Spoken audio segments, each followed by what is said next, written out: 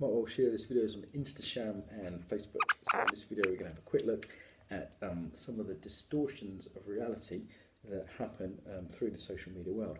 So I really love social media. First thing to say, I'm not against social media. I love sharing these videos on my Facebook. We build a lot of work through Facebook. I stay in contact with friends all over the world. I ping my wife and my sister, all kinds of cool stuff. So, you know, I think social media is great, so I'm not against it. That's the first thing to say. But it can really distort reality.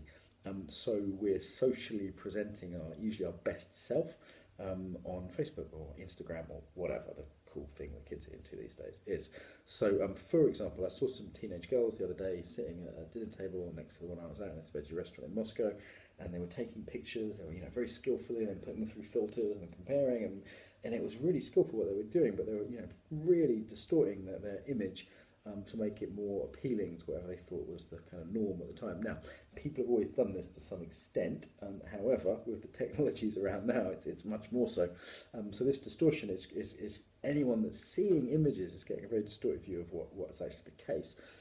Also socially, right? If you look at a lot of people's Facebook, it looks like they're like, yay, you're having an amazing life. Now, if you're a bit down, if you're a bit depressed, you look at that and go, oh my God, my reality, if I look around now, I'm in a pretty boring hotel room, there's no smoking sign and whatever, but it'd be real easy for me, I'm dressed pretty, casually now, it'd be real easy for me to go, right, I'm doing a YouTube video, I'm going to, find the best angle, I just did some videos with like mountains in the background and put on my best suit, I might not even be wearing any trousers, but, I'm wearing trousers actually, but you don't know that, right? So we can really present in a certain way, which anyone can see this, go, wow, Mark's amazingly dressed and amazingly successful and always, going around the world in beautiful hotel rooms. That's just not the case. So I think there's a sort of really dishonesty that can seep in. It can almost create a false self, and it certainly creates this distortion of social reality where we think everyone's having more fun than us, more beautiful than us. Because it's such a part of our reality now. Like even when I'm not on Facebook, it's there in the background. I know it exists. And I think that can lead to almost like a psychological splitting. So I think you have to be careful. Like sometimes I'll just say something like, if I'm in a shitty mood, I'll just say it how it is. I'll paste a picture of something shitty in my life just to kind of keep it real. I think that's important. So Instasham and Facebook. Oh, the other thing there is we can develop these sort of side personas. This is one I went into with Facebook for a while. I've tried to ease back on.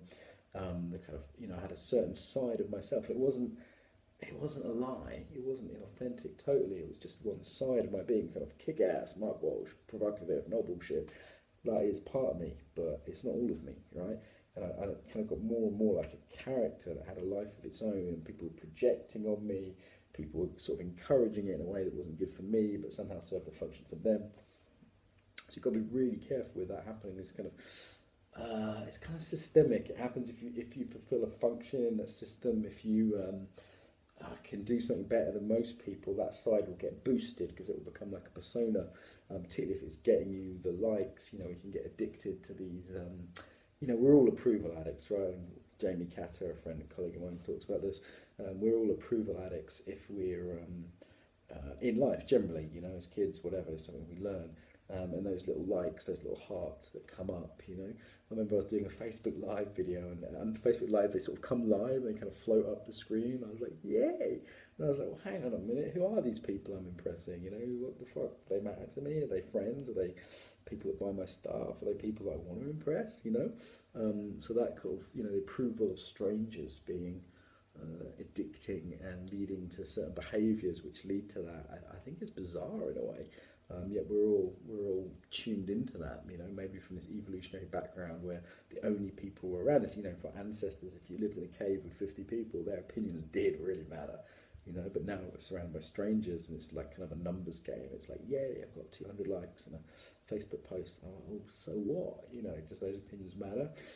So getting out of that approval addiction, I think it's really tricky. I know I've been caught in that a number of times. So let me know your thoughts about these issues, how it works. Like this video, yay. How can I keep it more real?